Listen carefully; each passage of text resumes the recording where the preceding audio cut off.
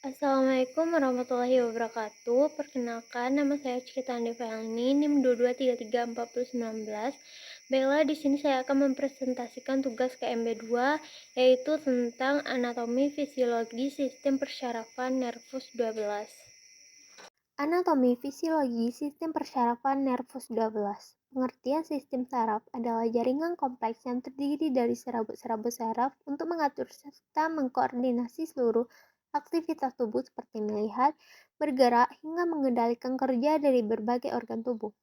Dalam menjalankan fungsinya, sistem saraf manusia terdiri dari beberapa bagian, diantaranya otak, sumsum tulang belakang, serta neuron atau sel saraf. Untuk fungsi utama sistem saraf adalah untuk mengatur dan mengendalikan semua aktivitas tubuh agar dapat bekerja secara optimal. Dengan kata lain, sistem saraf manusia ini berperan sebagai pusat kendali tubuh untuk menerima dan menerjemahkan informasi dari seluruh bagian tubuh dan mengirimkan sinyal atau pesan ke seluruh tubuh untuk merespon rangsangan. Adapun fungsi organ tubuh yang memerlukan peran dari sistem saraf adalah yang pertama, fungsi kognitif untuk mengontrol pikiran dan daya ingat serta perasaan. Selanjutnya, fungsi motorik untuk mengendalikan gerakan tubuh serta seperti koordinasi dan keseimbangan tubuh. Ketiga, sensori panca indera seperti melihat, menyentuh, mendengar, dan merasakan. Keempat, fungsi sistem kardiovaskuler dan pernapasan seperti detak jantung dan laju pernapasan. Kelima yaitu respon terhadap ancaman, stres, dan rasa nyeri. Keenam, menjalankan fungsi pencernaan. Ketujuh, mempengaruhi produksi hormon pada sistem endokrin. Kedelapan, mempengaruhi proses neurobiologis tubuh seperti tidur, proses penyembuhan, dan penuaan. Kesembilan, mempengaruhi proses reproduksi tubuh seperti pubertas. Bagian sistem saraf. Kita hanya mempunyai satu sistem saraf, namun karena kompleksitasnya kita bagi berdasarkan klasifikasi struktural dan fungsional. Untuk klasifikasi struktural, mencakup semua organ sistem saraf memiliki dua subdivisi. Yang pertama yaitu sistem saraf pusat yang terdiri dari otak dan sumsum tulang belakang yang menempati rongga tubuh bagian dorsal dan bertindak sebagai pusat integrasi dan komando sistem saraf. Yang kedua yaitu sistem saraf tepi. Bagian sistem saraf di luar sistem saraf pusat sebagian besar terdiri dari saraf yang memanjang dari otak dan sumsum tulang belakang. Kemudian klasifikasi fungsional. Untuk klasifikasi fungsional hanya berkaitan dengan struktur sistem saraf tepi. Yang pertama yaitu divisi sensorik atau aferen, terdiri dari saraf yang menyampaikan impuls ke sistem saraf pusat dari reseptor sensorik yang terletak di berbagai bagian tubuh. Yang pertama yaitu serabut sensorik somatik yang menghantarkan impuls dari kulit, otot rangka, dan sendi disebut dengan serabut sensorik somatik. Selanjutnya serabut sensorik visceral, syarat yang mengantarkan impuls dari organ visceral. Selanjutnya divisi motorik, yaitu eferen, membawa impuls dari sistem saraf pusat ke organ efektor, otot, dan kelenjar. Memiliki dua subdivisi, yaitu sistem saraf somatik yang memungkinkan secara sadar atau sukarela mengendalikan otot rangka kita. Selanjutnya, sistem saraf otonom, mengatur kejadian yang terjadi secara otomatis atau tidak disengaja. Biasanya disebut dengan sistem saraf tak sadar, memiliki dua bagian yaitu simpatik dan parasimpatis yang biasanya menimbulkan efek berlawanan. Selanjutnya, jaringan saraf. Jaringan saraf terdiri dari dua jenis sel utama yaitu sel pendukung dan neuron. Yang pertama yaitu sel pendukung, disebut sebagai neuroglia yang secara harfiah berarti lem saraf. Neuroglia mencakup jenis sel yang umumnya mendukung, mengisolasi, dan melindungi neuron halus.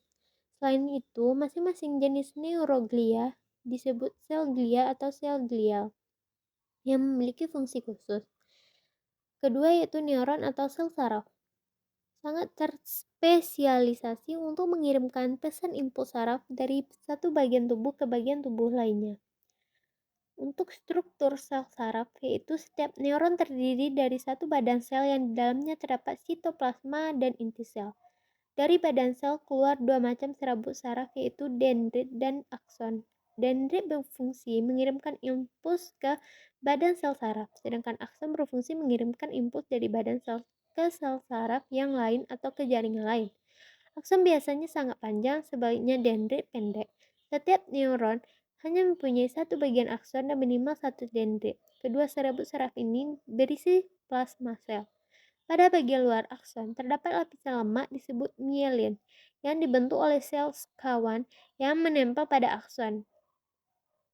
Sel kawan merupakan sel glia utama pada sistem saraf perifer yang berfungsi untuk membentuk selubung mielin.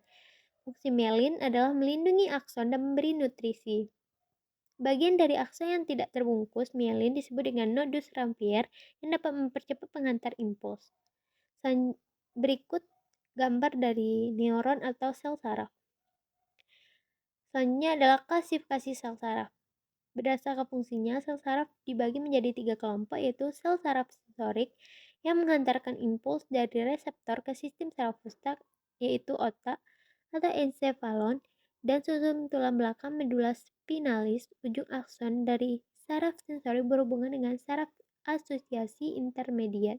Yang kedua, sel saraf motorik, yaitu mengirim impuls dari sistem saraf pusat ke otot atau kelenjar yang hasilnya berupa tangkapan tubuh terhadap rangsangan. Ketiga, sel saraf penghubung. Disebut juga sel saraf asosiasi.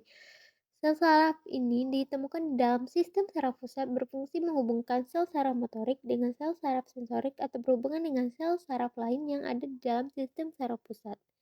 Untuk berdasarkan strukturnya, sel saraf dibagi menjadi 3, yaitu neuron multipolar, yang kedua neuron bipolar, dan yang terakhir neuron unipolar. Berikut gambar dari sel saraf atau jenis sel saraf. Selanjutnya, sistem saraf pusat atau otak yang mempunyai 5 bagian utama. Yang pertama yaitu otak besar, cerebrum, yang mempunyai fungsi pengaturan semua aktivitas mental, yaitu berkaitan dengan kepandaian, inteligensi, ingatan, memori, kesadaran, dan pertimbangan. Yang kedua yaitu otak tengah atau mesencephalon, yaitu terletak di depan otak kecil dan jembatan foral. Selanjutnya otak kecil atau cerebellum mempunyai fungsi utama dalam koordinasi gerakan otot yang terjadi secara keseimbangan dan posisi tubuh. Selanjutnya, sumsum sambung atau medula oblongata berfungsi mengantar impuls yang datang dari medula spinalis menuju ke otak. Dan yang terakhir yaitu jembatan farol atau pons faroli. Jembatan farol berisi serabut saraf yang menghubungkan otak kecil bagian kiri dan kanan, juga menghubungkan otak besar dan sumsum tulang belakang. Berikut gambar dari sel saraf otak. Selanjutnya yaitu sistem saraf pusat, sumsum tulang belakang, yaitu bagian tubuh terdiri dari sekumpulan serabut saraf dan berfungsi untuk menghubungkan otak dan bagian tubuh lain melalui batang otak.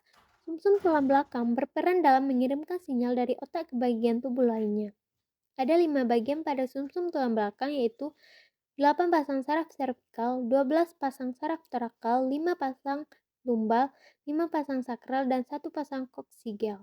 Selanjutnya sistem saraf tepi, yaitu dibagi menjadi 2 cabang, yaitu sistem saraf somatik dan saraf otonom. Sistem saraf somatik terutama merupakan sistem motorik yang semua sistem saraf ke otot, sedangkan sistem otonom merupakan adalah sistem saraf yang mewakili sarafan motorik dari otot polos, otot jantung, dan sel-sel kelenjar. Sistem otonom terdiri dari 2 komponen, yaitu fisiologis dan anatomis, yang saling bertentangan, yaitu sistem simpatik dan parasimpatik. Selanjutnya yaitu nervus 12. Berikut gambar dari nervus 12. Untuk yang pertama yaitu olfaktorius, yang berfungsi menerima rangsangan dari hidung dan mengantarkannya ke otak untuk diproses sebagai sensasi bau atau penghidung. Yang kedua yaitu optik, menerima rangsangan dari mata dan mengantarkannya ke otak untuk diproses sebagai persepsi visual. Yang ketiga yaitu okulumator, yaitu menggerakkan sebagian besar otot bola mata. Yang keempat troclearis, yaitu menggerakkan otot bola mata. Kelima trigeminus, yaitu untuk sensori, menerima rangsangan sensorik dari wajah untuk diproses di otak. Untuk motorik, menggerakkan otot-otot punggungnya. Yang keenam yaitu abdusen, menggerakkan otot bola mata. Yang ketujuh, facialis, yaitu sensorik menerima rangsangan dari 2/3 bagian anterior lidah untuk diproses di otak sebagai sensasi rasa. Untuk motorik, mengendalikan otot sensori sistem vestibular. Yang kedelapan yaitu vestibulocochlearis, yaitu mengendalikan keseimbangan sensori sistem pendengaran, menerima rangsangan untuk diproses di otak sebagai suara. Yang kesembilan yaitu glosopharyngeal, untuk sensori menerima rangsangan dari sepertiga posterior lidah untuk diproses di otak sebagai sensasi rasa. Untuk motorik, menggerakkan otot-otot lidah dan paring. Yang 10, vagus. Untuk sensori menerima rangsangan dari organ dalam pikeral dan untuk motorik mengendalikan organ-organ dalam pikeral. 11, aksesorius. Untuk menggerakkan otot trapezius dan sternocleidomastoideus atau mengendalikan pergerakan kepala. Yang ke-12 yaitu hypoglossus untuk mengendalikan pergerakan lidah. Baik, sekian presentasi mengenai anatomi fisiologi sistem persyarafan nervus 12. Assalamualaikum warahmatullahi wabarakatuh.